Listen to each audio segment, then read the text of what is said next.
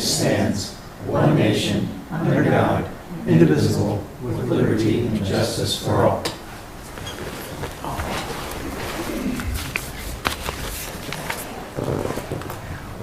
Call for a roll call. Covert. Here. Crowner. Here. Logan. Or, sorry, Johnson. Logan is here. I got it over here. Here.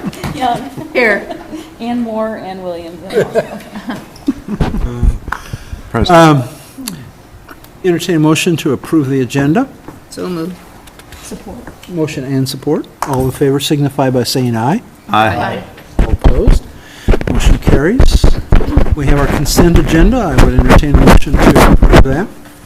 Wait a second. I do need to take off the minutes from the 26th meeting. I need some more time to finish those up. All righty. Motion to approve as amended. Mayor. Motion and support. Oh, I don't As think amended? I don't think you're on.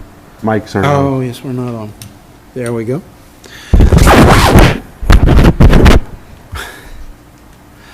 I'll entertain a motion as amended, that, and Andy made that, Got so the I have a motion. second on that. Yes. Yes, okay, thank you. All in favor signify by saying aye. Aye. All opposed? Motion carries. All right, we'll go into our council and staff reports. Just a couple things tonight, Your Honor. We had a good meeting out at the trail. I think we came to a pretty good resolution on most items. Not everything's worked out in detail, but went through from start to finish where they had been working and kind of talked everything through. So we had a good meeting out on site. You've got in front of you Mike's Open House, 18th, 3 to 6 at the Broadway. Feel free to come and toast or roast, either one. So, July 22nd, yes, July 22nd is our workshop number 2 for zoning. Originally, that was going to be electronic. It's going to be in person. Bolton Mink will be here. I sent out invites for that. It'll be in my update as well. 5:30 p.m. Here at City Hall. Appreciate if you can make it that night as well.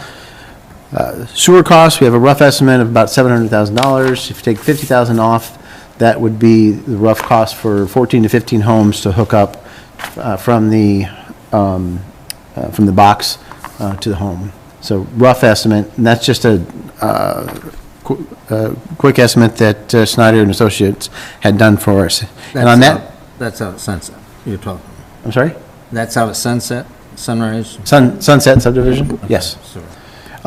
We're looking to have a meeting, and we're with the residents. You're welcome to attend. Right now, we're looking at throwing out a couple dates around 29th, 30, 31, and around the 12th and the 19th.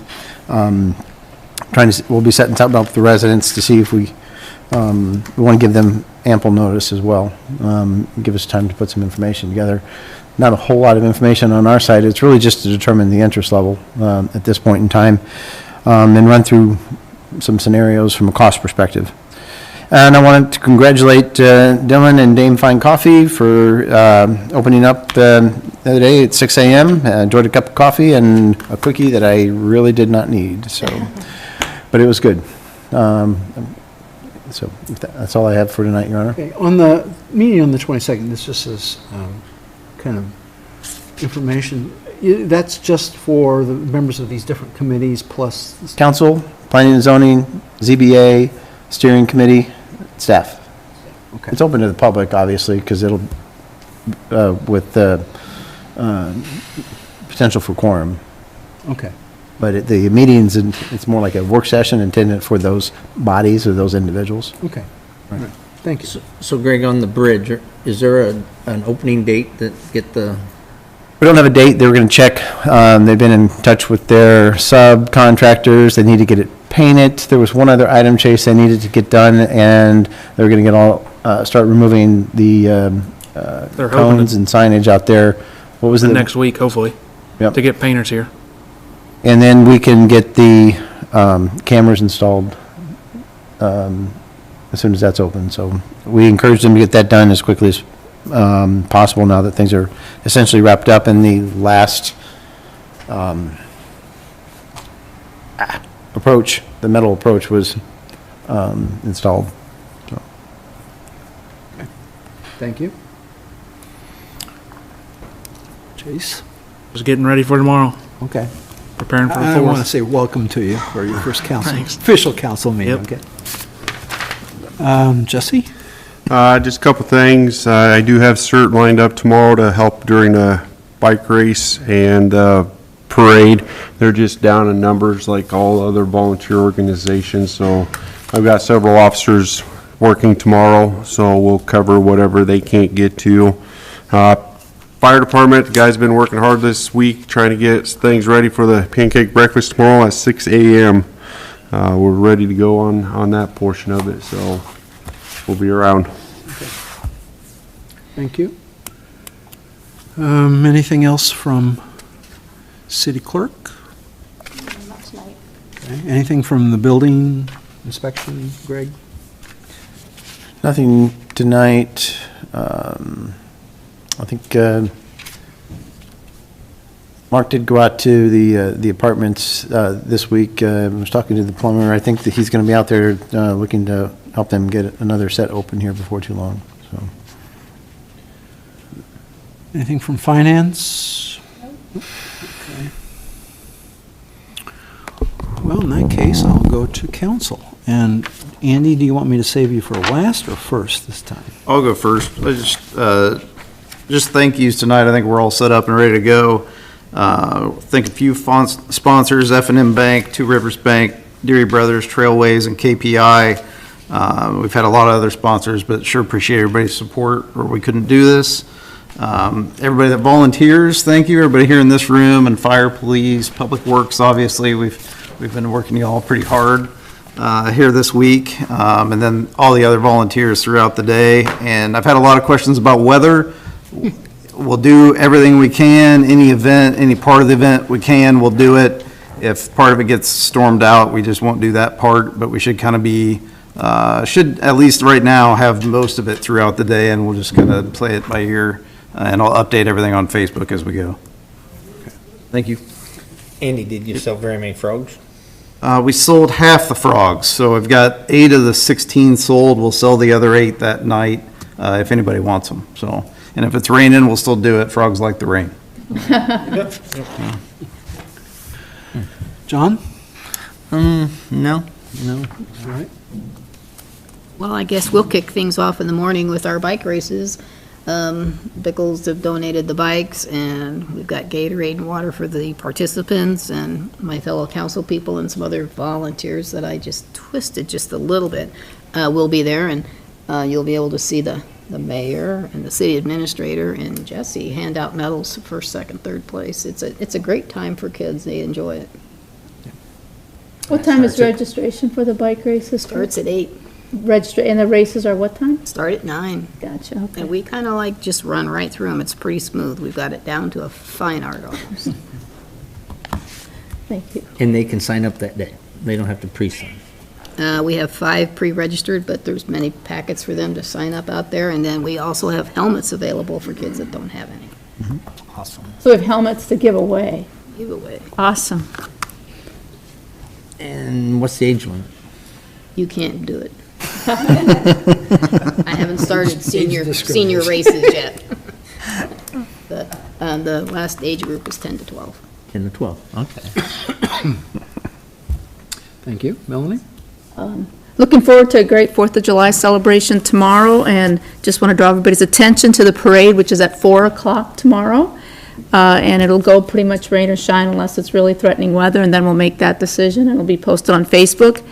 And I encourage everybody to attend and congratulate our Grand Marshal, who is Mary Storch, a longtime resident of the community and very involved in many organizations.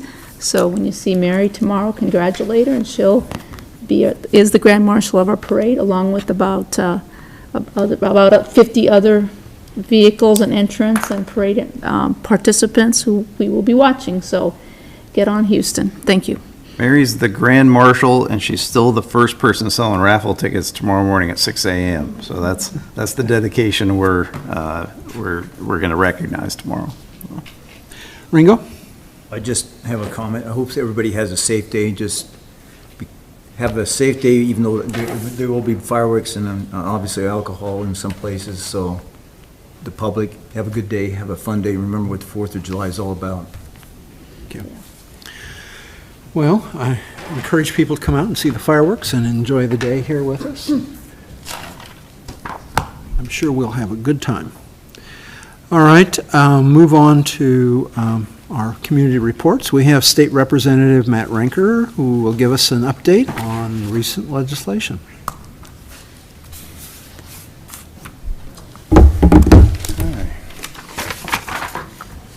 Good evening, Council. Hi, Matt. Good evening, Matt. It's nice to see you all again. It's hard to believe that it's been a year since the last time I sat here and gave this. And last year was the first year that I think our local state representative had gone around and actually provided this kind of update to our locally elected officials at the city level. So it's a trend that I'll continue to maintain as long as I serve in this position. And I do the very best that I can to be accessible not only to individuals in our community, but then also to the people that help lead those communities. So if just start off by saying, if you ever have something that you feel like we need to have a conversation on, please reach out to me. Greg is great about doing that, and we usually touch base and talk at least a couple of times each session on various pieces of legislation that come out. So just start off with that. 2024 legislative session. So obviously, again, we opened the session the first week in January. We went sign and die, which is the last day on April 20th, 2024. It was a long session. It was a late night. We got done about 4 in the morning. So it was interesting driving home after a 4 in the morning session ending time. So once again this year, I served on the same committees I was on last year, which are local government, public safety. I'm the vice chair for Veterans Affairs, and then I serve on what is commonly known as RIF, but it's the Transportation Infrastructure Capital Appropriations Subcommittee. It's the Appropriations Committee there. And then last year, I was appointed to the statewide Police and Fire Retirement System Board of Trustees. That was a decision that was made by the Speaker of the House to appoint me there. He felt like my background in city government and working with the 411 system, but then also my background in law enforcement was a good fit for that board. And that's something I've really tried to take a personal touch in and attend those meetings. Prior to my being appointed to that board, it was pretty common for the statewide elected officials not to attend those meetings. So I'm proud of the fact that I've made just about most of them. There's a few that I haven't been able to make either due to travel or we've been in session sometimes there at the same time. So so this year bills that I filed, and I'm going to highlight a couple of different things. One, I want to talk about, my goal is to let you know what I'm doing, but then my goal is also to let you know what the legislative body as a whole has done and got done here in the previous session. So a few things that I worked on.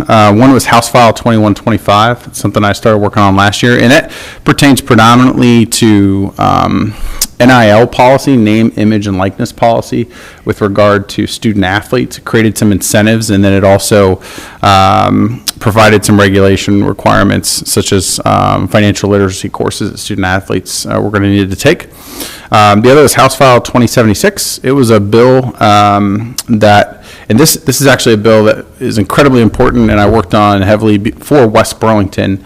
What it did is it allowed school districts with a large amount of open enrolled-in kids the opportunity to go back to the school budget review committee and ask for additional spending authority so that they can spend money that's already on their books and hopefully give them the opportunity to remain solvent. There's a lot of people in this room that know that West Burlington Community School District has had their financial struggles, and this is a policy that I worked very closely with Lisa Beams on crafting. It was something that she's been trying to get done for 10, 15 years. I know my predecessor worked on it. I know other state representatives from this area worked on it, and I was very proud of the fact that I was able to get that across the finish line last year. The bill that I filed didn't get across, but what I was able to get done is we filed it as an amendment to the Education Appropriations Bill, and the governor signed it here earlier this spring. So it is in law, and moving forward, that'll be a piece of policy that will benefit West Burlington schools greatly. Another was House File 2368. one of the things that I hear from constituents, and especially over the last 12 months, is nutrition in our schools, the burden that puts on some of our families. So last year I filed a bill so that we could get the conversation started around that would make school lunches free for all of our students when the federal dollars dry up. I was surprised to see that it was only going to cost it's a fair amount of money, but it's about $4 million to feed all of the kids across the state. It's something that I'm passionate about. I know what the struggles of that look like as a kid, because I've been there as a kid from time to time. But then I've also worked with families that struggle with that. So that was something I took on. I filed that bill. And again, we had some great conversation. It's something I'm planning on picking up the baton with and carrying forward here in the next legislative session. Another bill that I filed was 2442. And what this would do is it would have allowed cities who previously had a library levy the opportunity to reestablish that levy through a new vote.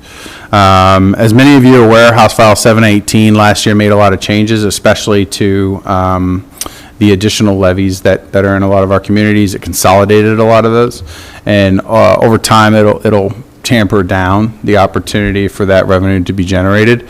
Well, that's going to put the squeeze on a lot of our communities' libraries. And last year I met with a lot of folks and worked on drafting this policy to try and get this taken care of. This did not get out of subcommittee. This is going to be a very difficult thing to move forward, but it is something that I'm committed to working on in the future. I said it last year when I sat in the same chair. A lot of the policies that we file, it's reasonable to assume that it's not going to get across the finish line this year.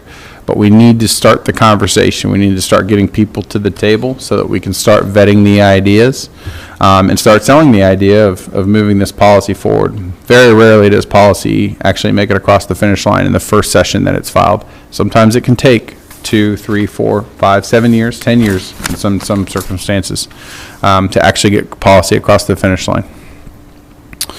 Another bill that I filed was 2505. This was a very big bill. It's probably the biggest bill that I have single-handedly worked on. It was a veterans benefits comprehensive veterans benefits bill. Had a lot of pieces in it. Had a lot of property tax pieces for veterans, disabled veterans, for not only their personal homes, but their small businesses. It had a lot of pieces in there to support their families, especially through their education needs at the Regent universities in the state of Iowa. It had a lot of pieces in there about prioritizing veterans in our judicial system and DOT applications with our DNR stuff as far as fishing licenses and hunting licenses. It was a very long bill. I was able to get it filed in the last week of the last week of the first funnel. Great conversation. We weren't able to get it through the funnel due to timing, but again, that's probably been one that we have really picked apart and had a ton of conversations on already here in the interim.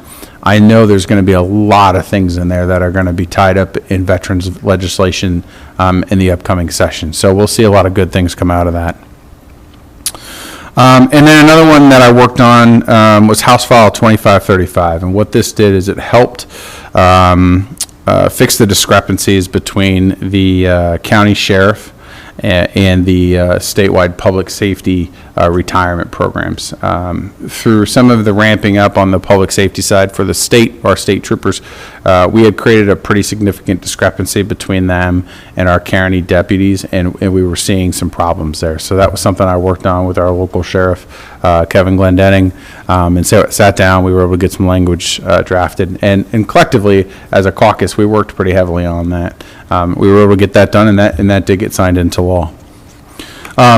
Next year, things that I plan to work on, and one bill that I talked about a lot last year was a felons with a firearm bill. It's actually something that I ran on and promoted a lot when I ran 2 years ago. What it would have done is it would have created an increasing penalty for felons who are found to consistently be in possession of a firearm, even though they're not supposed to.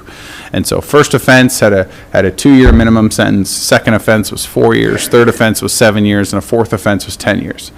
When I would talk to guys like Ringo when he was working behind a badge, and when I talk to guys that are on the road today, one of the biggest problems that they have, and especially in the Burlington community, we were seeing a lot of violent crime 8 to 10 years ago, was most of this is being done by guys who were felons. They're not supposed to have a firearm anyways. And to be honest, we're arresting them, we're taking them to jail, they're getting convicted, they're going to prison, but they're serving very little time for the being in possession of a firearm. So the idea was, well, let's put some teeth behind that. If they're going to constantly carry firearms and put our law enforcement officers at risk and put our communities at risk, then let's start locking them up, because obviously what we're doing isn't working. That was a piece of legislation that I filed last year. We got it out of the Iowa House. It went over to the Senate. It got through their subcommittees and committees. And this year, due to some timing stuff, it did not see the floor. However, I have a commitment next year that we are going to continue to work on that. We should see a lot better progress in the Senate. So I would be surprised that if in next session we're not able to get that done, because there are a lot of people on the Senate side that want to see that legislation take place. One of the themes this year that was unique, and my understanding is, with it being my second year there, is it was unique to all the sessions, was the fact that we got very little legislation and movement on a lot of policies done early on. And the reason was, and I'm sure a lot of you heard about this, but during the State of the State, the governor announced her ideas around AEAs and the legislation and changes that she wanted to see there.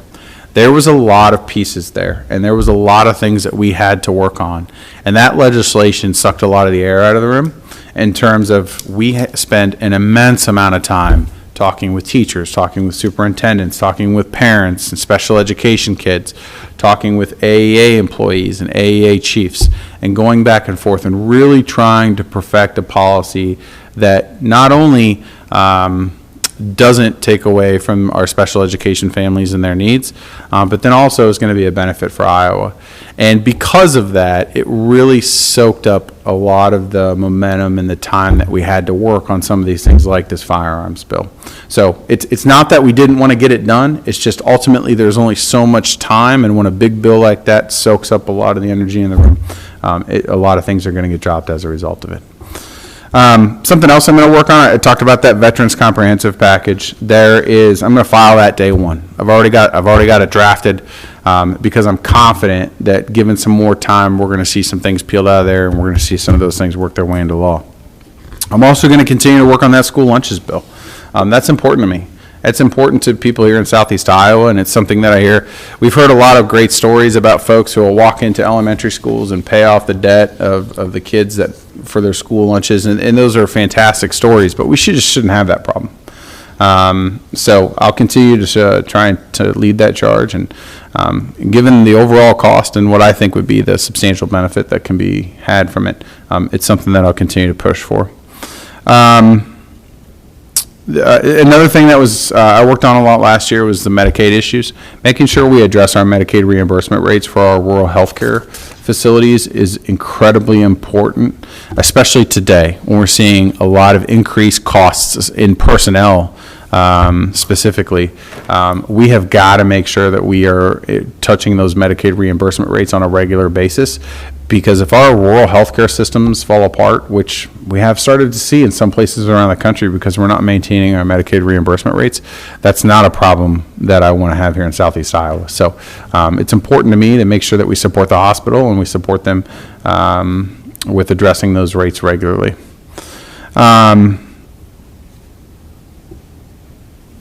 And then the other one is going to be that voter-approved levy for the libraries. So that's something that a conversation I'll continue to engage in. I know West Burlington doesn't have a library, but you guys share Burlington's libraries, correct? So this is a piece of legislation that, while maybe not directly, but very indirectly, will have an impact on the services that the citizens of West Burlington receive. And we want to make sure that that library is there to support not only Burlington's community, but also the West Burlington community in the future. Major legislative policy and things just collectively that the legislature worked on. We talked a lot about the AEA bill. The AEA bill had a lot of pieces. One of the things that it did is it increased SSA spending by 2.5%. I'll tell you, and when I served on Burlington City Council, I don't know that I appreciated the level of negotiation that takes place in politics as much as I do now. There's a lot of back and forth as to where that number ends up. the Iowa House, we really were working on trying to get somewhere around that 3% mark. And we work very heavily and are very engaged with the governor's office and the Senate on trying to find a number that everyone can live with, and we settled on at 2.5%. I think we were okay settling on that 2.5% because at the same time, we're also having another conversation about teacher pay. And we are looking at ways where we can try and increase teachers' pay in the state of Iowa so that we can be more competitive. So a part of that AEA bill also included the largest teacher pay increases in the history of Iowa. And if you were to take those dollars and pair it with the SSA dollars, we're actually looking at about a 5% increase per kid across the state, which I think is very accommodating. But that teacher pay puts over $100 million new dollars into increasing teachers' pay in the state of Iowa, as well as para pay. So para pay, we raised that minimum to the $15 an hour rate, and then we funded that through the levies and through the state funding for the schools.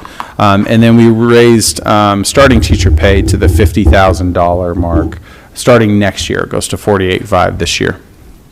We also took care of some of the compaction for teachers with 12 years. Now, over the next couple of years, there will be some adjustments to the TSS to fill in and take care of all of the other teachers in between those two and beyond, so that everyone is seeing an appropriate increase to their overall salary. I was really happy with that. I know that one of the things that I talked a lot about when I ran for office in 2021 was what are we paying our teachers? How are we supporting our education system? And this was something that was important to me. So to be able to get both chambers and the governor's office to engage in that conversation and really want to see something happen, I was eager to jump on and make sure that we did get something across the finish line this year. Another thing that I was proud of was judicial funding. We don't talk a lot about it, but our judges in the state of Iowa haven't gotten a pay increase in several years. So one of the things that I, after working with them here locally and meeting with them regularly, one of the things that I did first week I was there is I went up to Representative Brian Losey, who's our judicial appropriations chair. I said, whatever we do this year, we can't leave here until we give our judges a pay increase. We are falling behind the states around us. And in order to be able to retain and recruit good judges so that we have a good functioning court system here in the state of Iowa, we have got to fix that. So I was happy to say that we were able to get a 5% pay increase for all of our judges and judicial officers across the state. We were also able to negotiate in a $24 million increase on the public safety sector, a large portion of that going into corrections so that we can increase the pay of our correctional officers in the state. That's another thing that we've struggled with is recruiting and maintaining quality correctional officers in the state so that the correction system isn't stressed and those people are getting the support that they need from the legislature. Another bill that was filed this year and did get across the finish line, it's something that is currently tied up in the courts as a matter of fact, is a bill that would give some teeth to local law enforcement around illegal aliens who enter the state illegally. I know there's a lot of conversations on this, but when I talk to a lot of Iowans, when I go out and I knock on doors or when I meet with folks, this is a concern for them, even though we're not right next to the border. Now, my brother's a Border Patrol agent, so I talk to him regularly. He's down in McAllen, Texas right now, has been for 15 plus years at this point. So I get they're in a very different situation than we are, but we do have our fair share of people crossing either through the state of Iowa or coming into the state of Iowa that are in this country illegally. And by allowing our local law enforcement and giving them some latitude and the ability to try and force that, hopefully that's giving them an opportunity to keep the streets safe and make sure that those people aren't here doing something that they're not supposed to be doing. So income taxes. It wouldn't be a complete legislature if we didn't talk about some kind of tax. Last year it was property tax. This year it's income tax. So 3 or 4 years ago, the legislature passed legislation that would lower the income tax rate to 3.9%. That was supposed to stair step down all the way through the 2026 fiscal year and 27-28. And because of the budgeting of the legislature over that period of time, we've actually seen a significant amount of growth in our budget. And we've been able to put some money away as a result of that. So instead of kind of stair stepping that down over a number of years, we're just ramping it all down now. So you will see the income tax rate across the board fall to 3.9% immediately. And then the 411 retirement system. So I talked about the fact that I'm on that board, but this year Representative Bobby Kaufman came to me, and he knew that I was passionate about working on the 411 system, not only to see if there's an opportunity to improve it so that we can better protect our local law enforcement and our firefighters that fall into that system, but then also that we can come up with a reasonable common sense program that doesn't put our cities and our local governments under significant financial strain. So what we did is we passed legislation that extended the presumptions to all cancers, which was a big deal for our firefighters and for our police officers. But then on the other flip side of that, we also included in there the opportunity where now cities, instead of putting the burden of the presumptions on their work comp, which as most communities have found is becoming increasingly expensive, now you can tie that into a group health program. And theoretically, based on the conversations I've had, that cost could be cut in half or even more across the state for communities. So that was something I was happy to say that we were able to get out of the House and out of the Senate. And that was signed by the governor and taken care of here in this legislative year. Outside of that, I'm going to open it up for questions. We passed a couple hundred bills, so I could talk for hours, and you guys would get bored. So let's talk about what you want to talk about. I just want to talk about one item, and that's the changes to school spending authority. I'm not sure everybody understands yet the change this is going to bring to West Burlington, having sat on school board and now on city council. I feel this will dramatically change our town and our demand for housing over the next 10 years. It will. So I'm not sure everybody understands exactly what this is going to mean for that. It's really difficult because it's an incredibly complicated topic. School finance is an incredibly complicated topic. I just thank Lisa for her patience in explaining to me what it is that we needed to do. Because again, I spent weeks researching this issue, and then once I knew and I was able to talk to not only the problem but the solution, it took every minute of every day for about a month and a half for me to make all of the pieces fall into place to get that legislation done. And if you would ask my clerk, he was regularly bringing me bottles of water because I was regularly running around the Capitol, either chasing down lobbyists or fellow legislators, talking to people in the education sector, reaching out to our superintendents, really trying to figure out, okay, I've got to get 100 legislators, I've got to get 50 senators, and I've got to get the governor's office on board with this.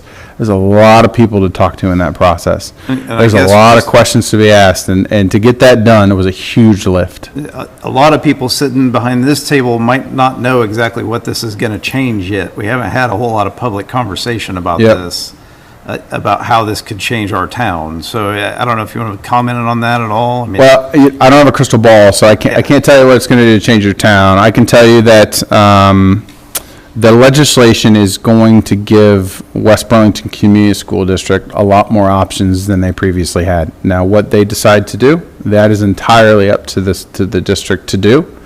But if you're willing to dedicate the time to learning how the finances work, you'll be able to comprehend how important a piece of legislation it really is.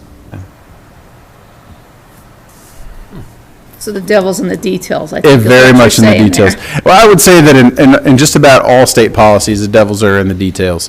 I have conversations with people all the time where they'll take one sentence from one 50-page bill will make its way into the headline of a newspaper, and people think that that's the only thing that was included in that piece of legislation. Never mind the fact that there's 39 other pages that make up a part of that legislation. And typically when you sit down and go through all of those details, but then you also explain the justification and the reasoning as to why it was included in the conversation, most people agree with the legislation that's passed. I do have one question then. All right, Matt, are you doing any work with like water quality issues in our state, or so that the big picture of water quality? And because I see that as an issue with our quality of life, and to attract people to our communities and state from the perception, when I talk to people outside of Iowa, Yeah. is everything's agriculture and the water's not safe to drink. And then anecdotally, when I think about all the people around me who have diseases who we can't find Yeah. causes for, So, I think there's an issue there. well, and there's really two sides to that, right? So you have the natural resources side, but then you also have the development side. So how do we control stormwater runoff, stormwater management, nitrate management?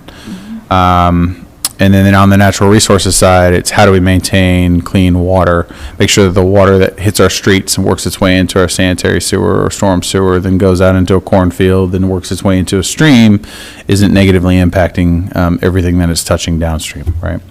Am I directly involved in it? No. I did spend a lot of time working with a number of people from SUDAS and Iowa Stormwater Management, as well as builders and developers on a Senate File 451, which is a stormwater management bill. Spent a lot of time learning and asking questions about that.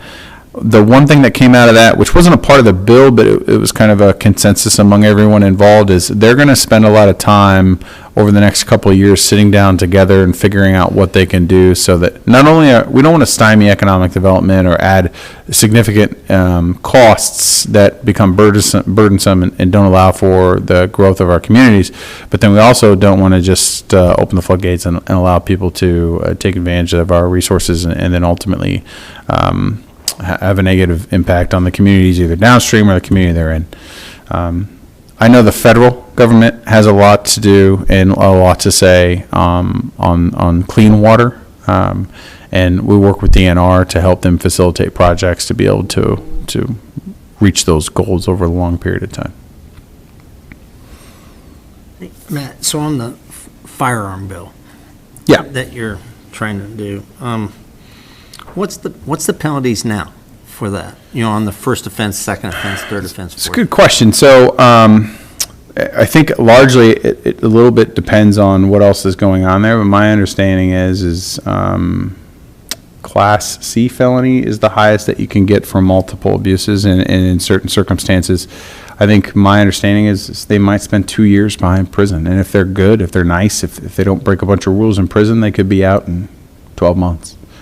So If they got, and then they get arrested again, and then have the same. I mean, that's the same penalty, whether it's the second offense or their 15th offense. That's the penalty. So, and we're just churning them at that point. They get out after 12 months, 14 months, 18 months, depending on their circumstances. They go out and they get another firearm, and then they're riding around with doing something they're not supposed to be doing, and then Ringo comes across them, or one of our state troopers or county sheriff. And next thing you know, or even worse, they get tied up in something in their neighborhood that causes them to now use that and discharge that firearm, putting everyone around them at risk. So as far as I'm concerned, if you're a felon and you know you're not supposed to be carrying a firearm and you choose to regularly violate that part of your release, then you should forfeit the opportunity to remain free if you're going to consistently break that rule. yeah, I totally agree with you. I just, you know, a third, fourth, fifth offense, it just puts everybody in danger. Yep. So, you know, they know better. Yep. Maybe they know better, you know. So. We hope so, but And then, I got another one, mental health. Are they doing anything for the mental health? yeah, actually, so this year we probably will see the biggest changes out of mental health, and I can't tell you what those are because so we passed legislation that basically creates new regions around mental health. It consolidates mental health. It takes the standard of mental health care and moves it to the state, so that we can see more continuity among our communities and our mental health providers. And then it's also going to allow us to generate and disperse more resources around mental health across the state. And with that comes more funding, millions of dollars of more funding for mental health resources. But the first part of that is a collaboration with mental health care providers, communities across the state of Iowa. And we're actually in the process right now of having a number of listening sessions, and those are available. You can see all of those online through the Health and Human Services website, where they're meeting with people and trying to figure out exactly what the framework of that program is going to look like. So that's the phase they're in right now. My guess is next year when we go back to session, they'll come back and say, okay, after having all of the conversations that we have and working with all of our stakeholders and all of our communities, these are the programs and this is the framework for what we feel like this should look like. And then we'll work on that as a legislature, making those changes. But right now, and I think the idea from the legislature was, let's let the professionals decide how that's supposed to look. We don't necessarily want to do that as a legislative body. Well, I got a sister and a daughter that both work in that field, and they said that there's a huge demand. And massive. I mean, and I don't expect that it's going to get better anytime soon. I think as a society, we're doing a better job of recognizing mental health and the need for it. And because of that, there's a much bigger need and demand for the services around that. Well, thank you. My last one. Sure. I'll vote for you next year if you can do anything on the junk phone calls. On the junk phone calls? Put it on do not call list. That's about all. It don't work. It don't work. That, and a lot of that's run through the federal government and FTC. And here's the thing, even if as a state we were to say, hey, it's illegal to make junk phone calls, I don't know that we would have any enforcement mechanism. But I appreciate the thought process. I'll pass that along to my fellow legislators at the federal level. So. Thank you. Well, Matt, I think I'd like to invite you back in about 6 months or so, and maybe we can present some questions to you ahead of time so that you can address some of the things that we're concerned about right at the moment. So. Yeah, don't wait 6 months. So, and I did this last year with Craig, is I'll typically reach out to Greg probably sometime in October and say, all right, if there's something that you feel like I need to start working on, I need to start working on that in September and October, because legislation's got to get requested. If we meet the week before session, we're going to be 4 months behind everything else that's already been worked on. So don't wait 6 months. Okay.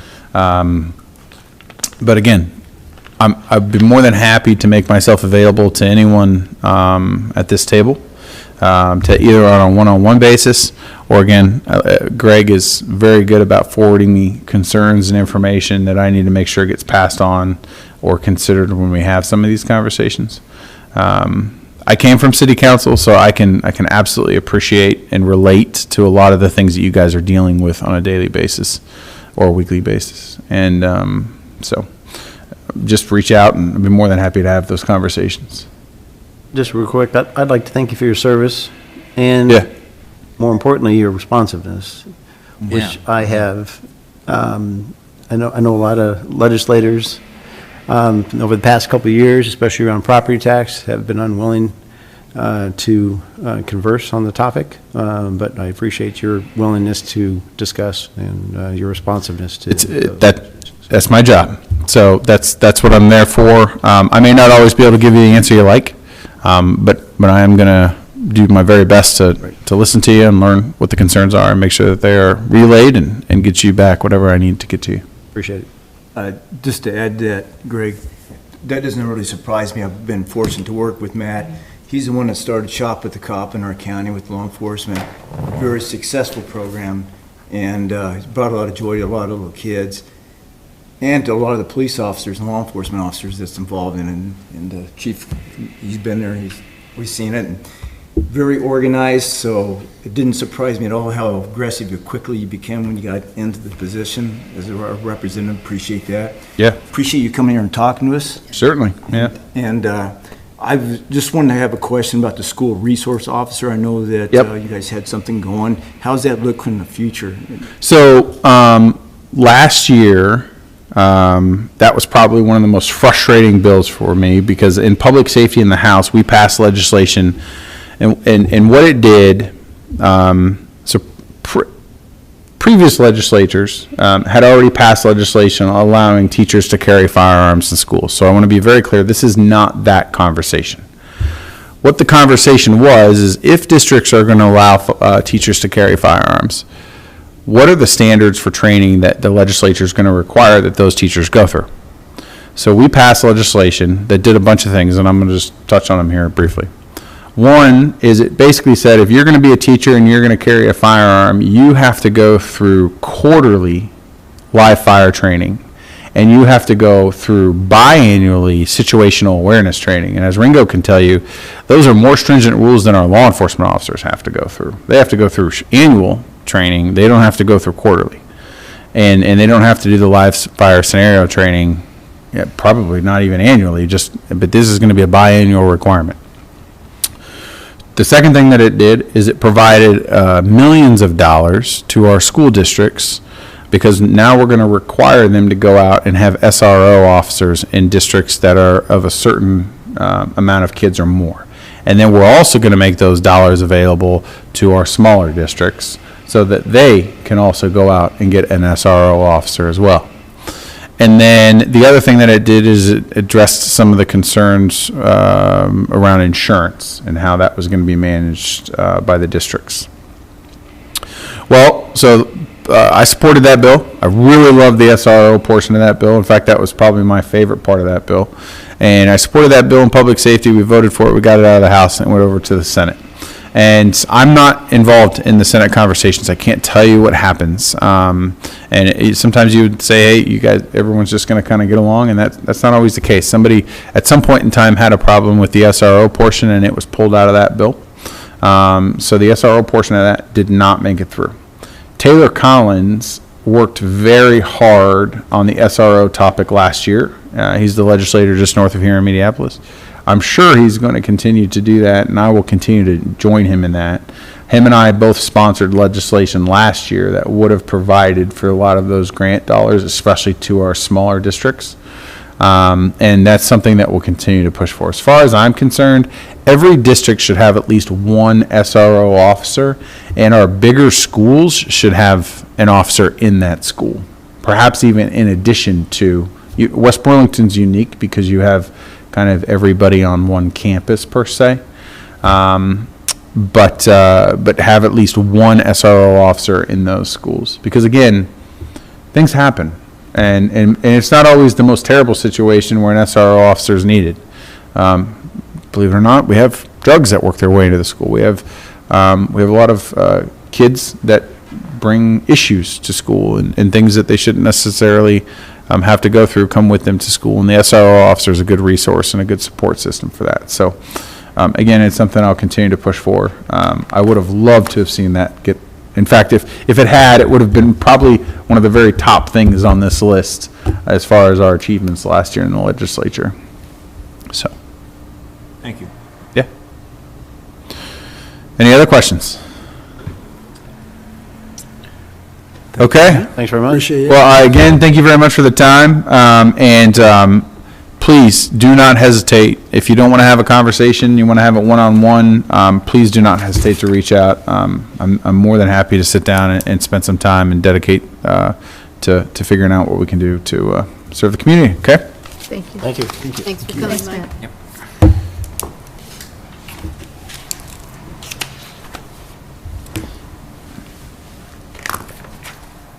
No citizen inquiries.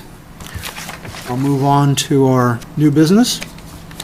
Consider engineering services agreement with Snyder Associates for engineering related to the Sprint Street Water Main Replacement Project. Spring. I'm sorry. Well, it does say Sprint, but it's. It does say Sprint, doesn't it? Yes, it Okay. does. I think we have Read that. it correctly. Okay. Motion to approve. Support. Motion and support. Discussion? This is one of the two projects we discussed at the budget. We decided to bring Spring Street forward this year and get that done. The other was in the alley to the west of Pat Klein Park, but this seemed to be a higher priority. So. Call for a voice vote. All in favor signify by saying aye. Aye. All opposed, same sign. Motion carries. We have no other new business, so I would entertain a motion. Whoop. So moved. Support. Motion and support. All in favor signify by saying aye. Aye. We are adjourned. Thank you.